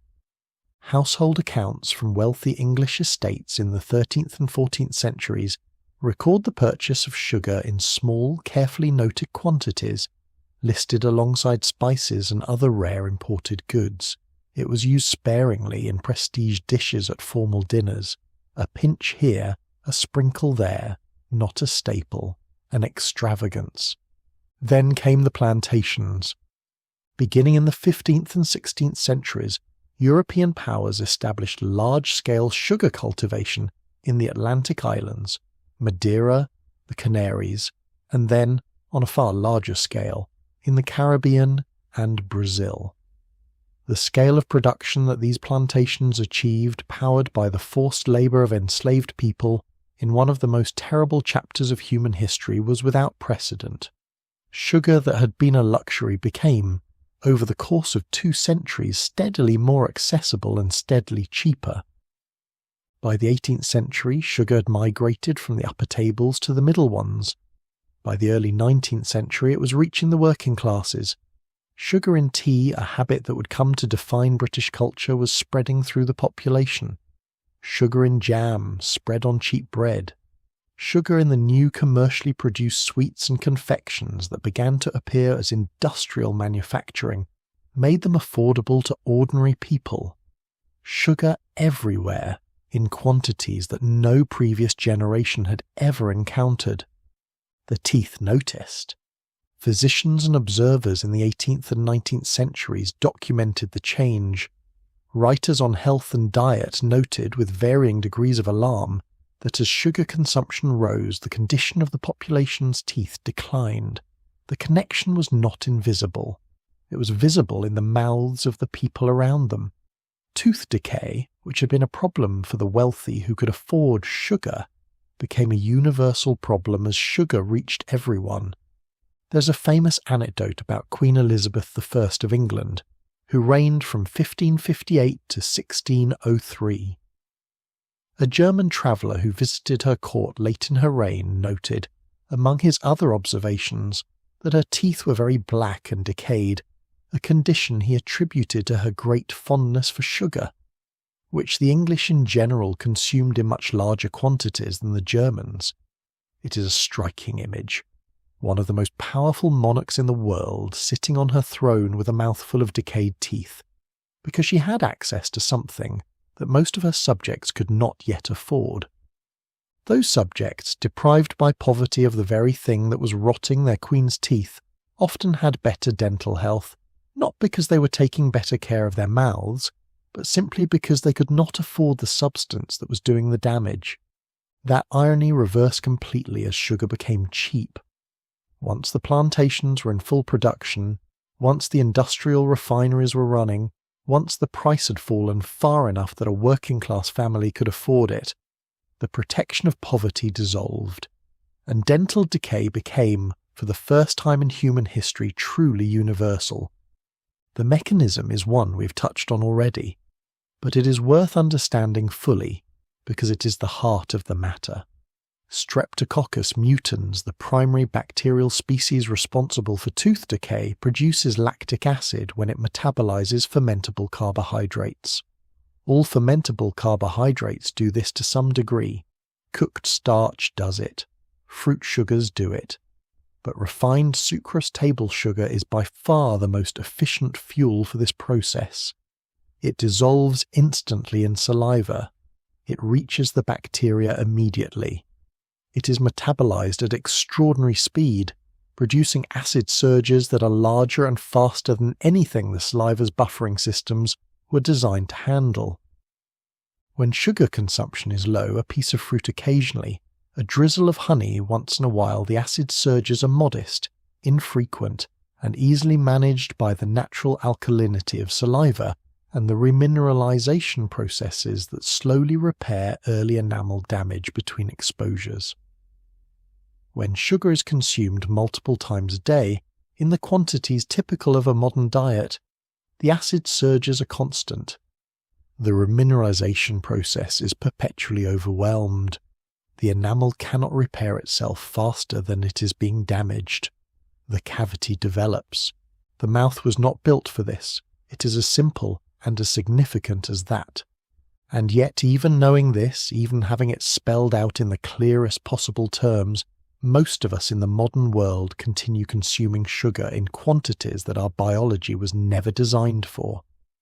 Not because we are foolish, not because we don't care about our teeth, but because sugar is everywhere and our taste for it is real, and the systems that deliver it to us at every turn are very good at what they do. There is no judgment in that observation. Just the quiet acknowledgement of a mismatch between the biology we inherited from 100,000 generations of ancestors and the food environment we have built in the last 150 years. The consequences of that mismatch are written in the dental health statistics of the modern world, and they are written, more personally, in the dental histories of most people listening to this tonight. Let that recognition be gentle. Let it rest without alarm. It is not a reproach. It is simply the long perspective, the view from 100,000 years back, settling over the present moment, like a layer of quiet, undisturbed dust. We've been circling something throughout this whole journey, something personal, something close. We've been approaching it gradually, the way you approach a fire in the dark, drawn by its warmth, but careful about the heat. Now let's arrive at it directly. Let's talk about what was lost, what is different in the human mouth between the deep past and the present. Not in statistical terms, not in the abstract, as personally and concretely as we can. The jaw is smaller. This is the foundational fact, the one that everything else follows from. The human jaw, in most modern populations in industrialized countries, is measurably narrower and shallower than the jaws of people who lived before the dietary changes we've been tracing. Not dramatically smaller. You would not look at a modern person and a prehistoric person and see an obvious architectural difference in their faces, but measurably smaller, in ways that show up consistently when you compare populations and time periods with the right instruments. What does a narrower jaw mean in practical terms? It means less space. Less space in the dental arch, the curved row in which the teeth are arranged. Less space for each individual tooth to settle into its natural position. Less room for the whole set to spread out comfortably, the way furniture spread through a large room, versus being packed into a small one. The results of this cramping are visible in most modern mouths. The canines that sit slightly forward of where they should be, because the space that was meant for them was occupied by a tooth that arrived first. The incisors that crowd together, overlapping slightly at their edges. The lateral incisors that rotate on their long axis, turned away from the midline by the pressure of their neighbours. The premolars that emerge partially blocked, sitting at a slight angle. These are not pathological conditions in the modern world. They are normal variations, so common as to be unremarkable. But they were not always this common. They were not always the baseline. and then the wisdom teeth, the third molars. Let's spend a moment with the wisdom teeth because they are one of the clearest and most universal expressions of the jaw-narrowing phenomenon, and because so many of us have direct personal experience with the problem they cause. Third molars are not vestigial structures. They are not evolutionary leftovers that have outlasted their usefulness. They are fully functional teeth, designed to serve as a second set of back molars for the grinding of tough food. For the vast majority of human prehistory, they came in without incident. They had room. The jaw was wide enough. They arrived usually in the late teens or early 20s, found their place, and got on with their work. In modern populations, wisdom tooth impaction, the failure of the third molar to erupt properly due to lack of space, is extraordinarily common. In some studies of industrialized populations, the majority of people have at least one impacted wisdom tooth. This surgical removal of wisdom teeth is one of the most commonly performed dental procedures in the world. Millions of people go through it every year. The swelling, the pain, the limited diet afterward, the slow recovery. It is so common that we have come to think of it as simply what happens. Wisdom teeth are trouble. That's just how it is. But it is not just how it always was. It is how it is now, in jaws that never grew to their full intended size because the food that would have stimulated that growth was replaced, over generations, with something softer. Orthodontics is another expression of the same underlying phenomenon. The braces industry, the clear aligner industry, the retainer industry together. They represent tens of billions of dollars of annual spending, addressing a problem that affects the majority of children in industrialized countries. The crooked teeth, the overbites, the underbites, the crossbites, the crowded arches that require years of careful mechanical correction to straighten. Orthodontic treatment is genuinely valuable. It works. It produces real improvements in both function and appearance. The people who developed it and who practice it are doing important skilled work. But it is worth being honest about what orthodontics is at the deepest level. It is a sophisticated, expensive, time-consuming correction of a developmental problem, a problem that, in most cases, would not have existed if the jaw had grown to its full, genetically available dimensions. There are researchers today, evolutionary biologists, orthodontists, anthropologists, who argue that the better solution to crooked teeth is not more braces, it is harder food, more chewing. A diet closer, in texture and resistance, to what the jaw was built to process. They point to studies of populations that transition from traditional to modern diets and show that within a generation or two, rates of malocclusion rise dramatically. They point to studies of children given harder, more resistant food and show measurably wider dental arches compared to control groups. The evidence is not overwhelming, this is a complex topic, and the research has limitations, but the direction it points is clear. The solution was always there, we just walked away from it. Now let's talk about the gums. Periodontal health, the health of the tissues that surround and support the teeth, is the other major casualty of the changes we have been tracing tonight, and it is perhaps the one with the most significant implications beyond the mouth itself. Gum disease exists on a spectrum. At the mild end, gingivitis, inflammation of the gum tissue, characterized by redness, swelling, and a tendency to bleed when the teeth are cleaned. This is extremely common in modern adults. Some surveys suggest it affects the majority of the adult population to some degree. It is so common, in fact, that many people consider bleeding gums during brushing to be simply normal, a fact of adult dental life rather than a sign of something wrong. At the more serious end of the spectrum is periodontitis disease of the deeper supporting structures of the teeth, the connective tissue that anchors the tooth root in the jawbone, the bone itself. When periodontitis progresses, the gum tissue pulls away from the tooth, creating pockets where bacteria accumulate. The bone beneath begins to dissolve, the tooth loosens, Eventually, without treatment, it is lost. Periodontitis is the leading cause of tooth loss in adults, surpassing even tooth decay. In ancient populations, gum disease was present. It is not entirely a modern invention. There is evidence of periodontal problems in ancient skulls, but the prevalence was substantially lower than it is today. The reasons are the familiar ones: a diet that massaged and stimulated the gum tissue with every meal, rather than gliding past it effortlessly. A low-sugar environment that kept bacterial populations below a certain threshold of destructive activity. The natural anti-inflammatory and antimicrobial compounds delivered to the gum tissue by the chewing sticks and tooth powders of the ancient world. What modern research has added to this picture is something that would not have surprised the ancient Ayurvedic practitioners, but that is still, in mainstream Western medicine, being worked out in full. The mouth and the rest of the body are not separate. They never were. Gum disease is an inflammatory condition.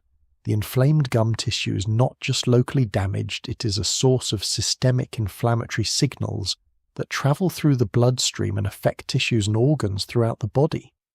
The association between periodontal disease and cardiovascular disease is now well established and well studied. People with significant gum disease have higher rates of heart attack and stroke. The causal mechanisms are being worked out, but the association is clear. The association with type 2 diabetes is equally well documented and runs in both directions.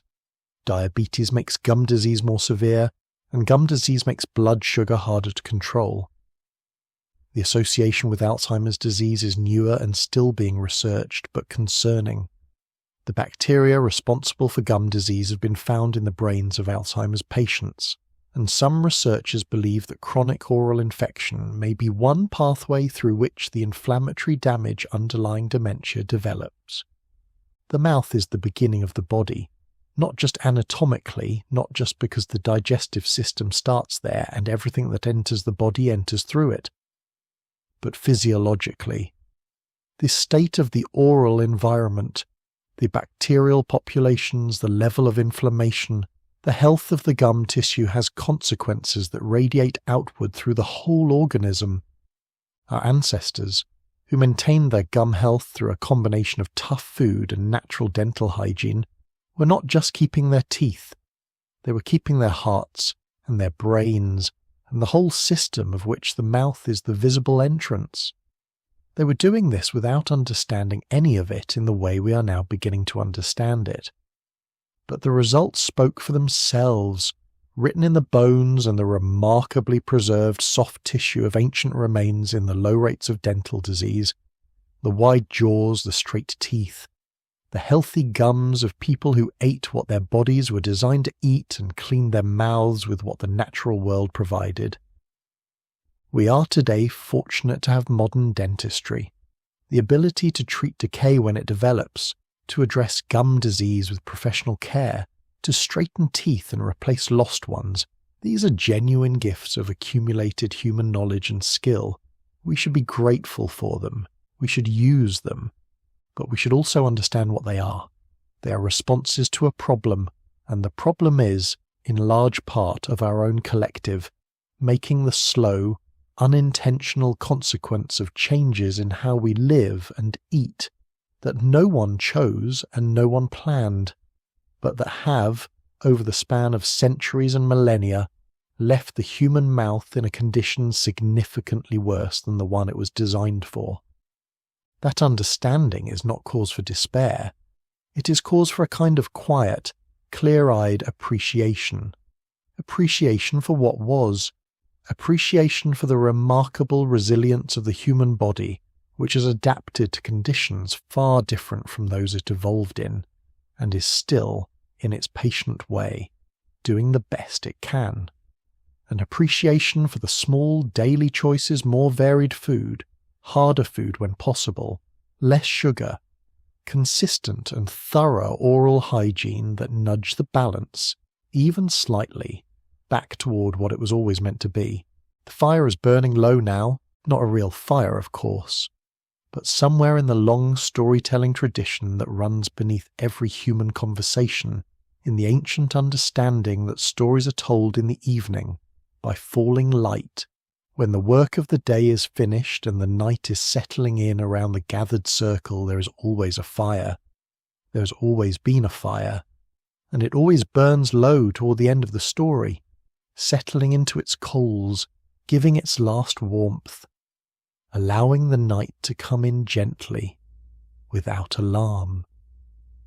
We have travelled a long way tonight, and I want to spend a few quiet minutes tracing the path we took, not to review it.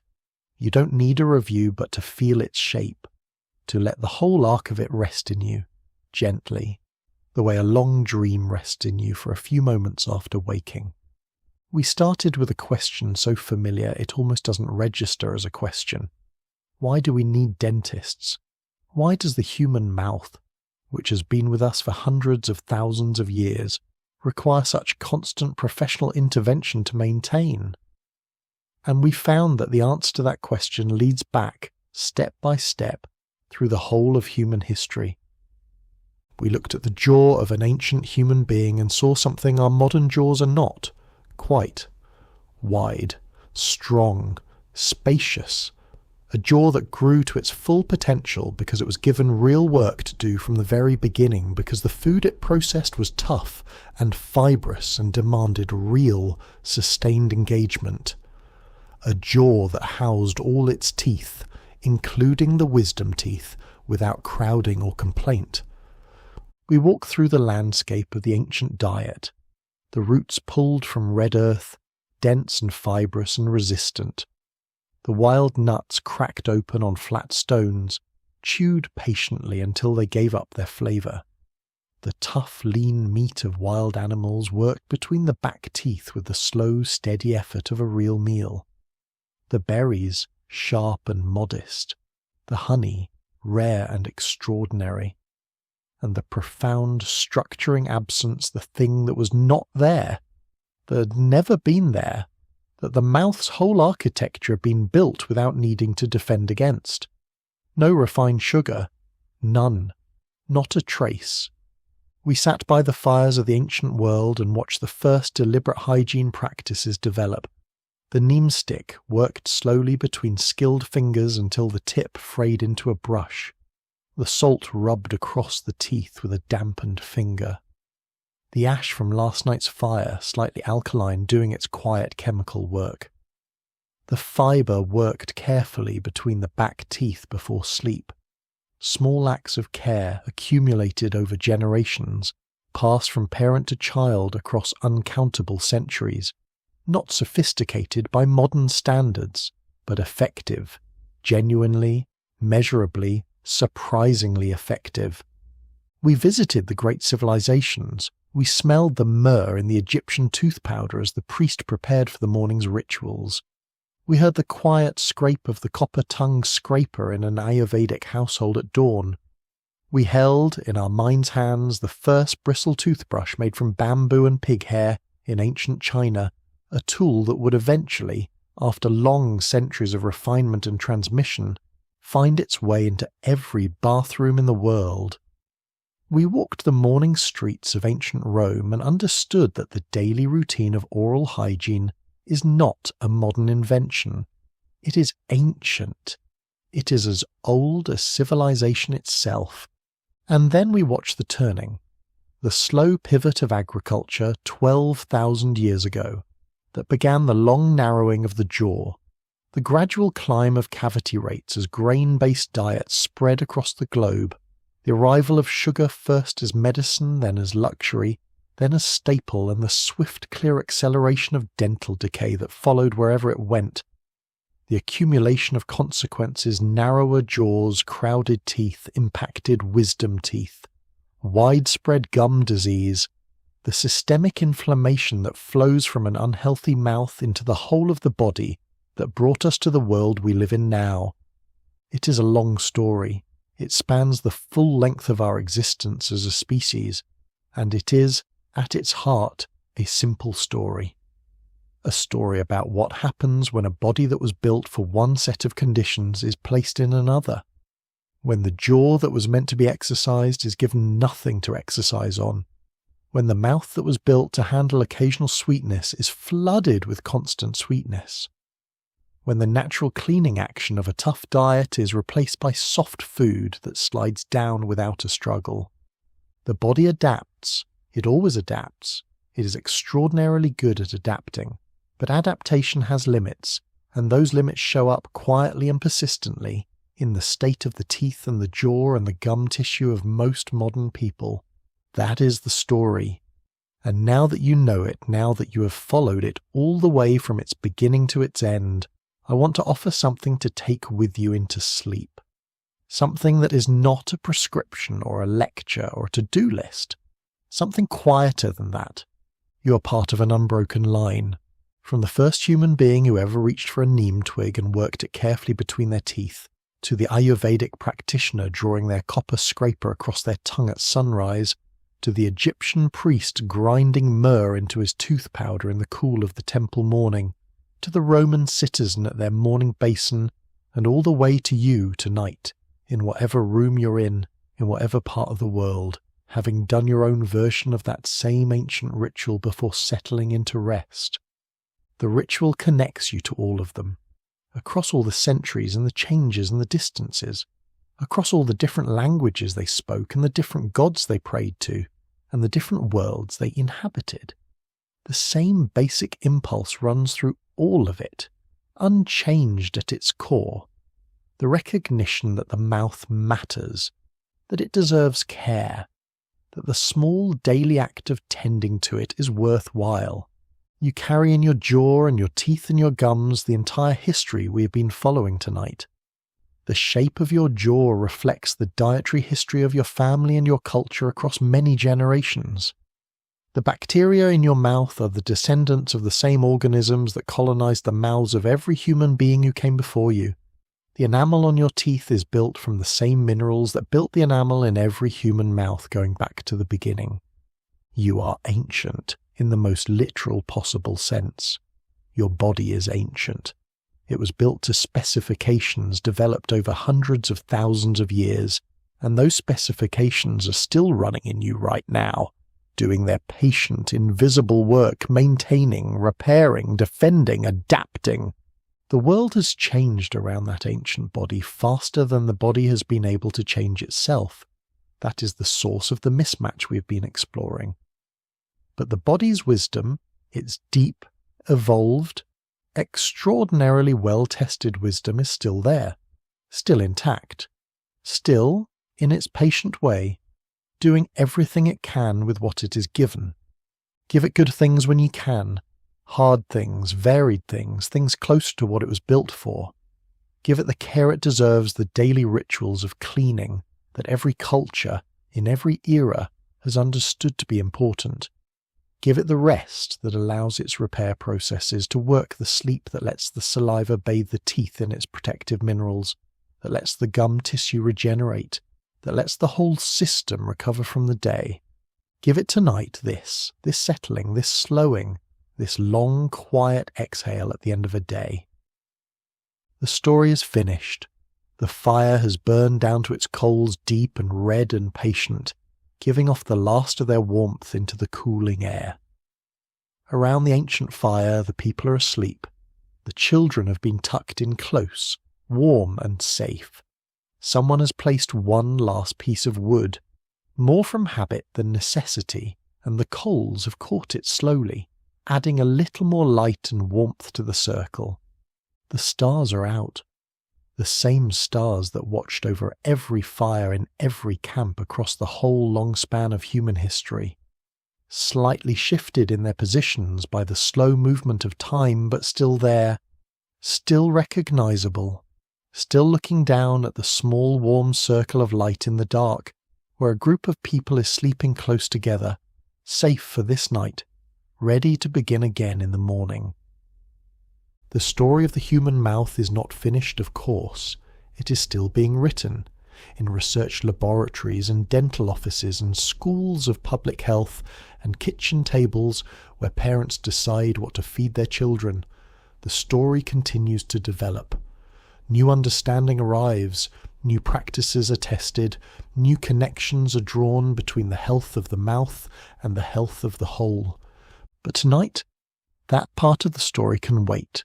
Tonight, you have already done what needed doing. You have listened to a long, slow, ancient story and let it carry you through the evening and toward the night. You have followed the thread from its beginning to very nearly its end.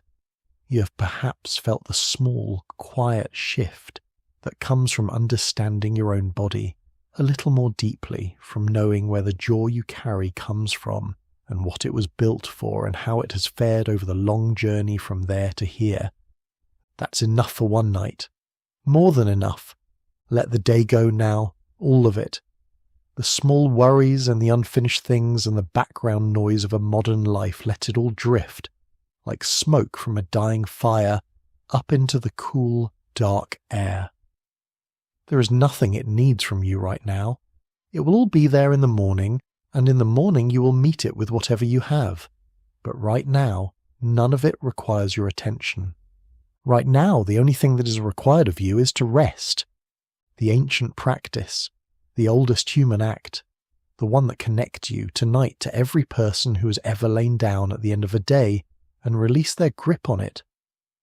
Every hunter-gatherer who curled up in the warmth of the fire circle and let their eyes close. Every Egyptian priest who set aside the ritual objects and lay down in the quiet of their chamber.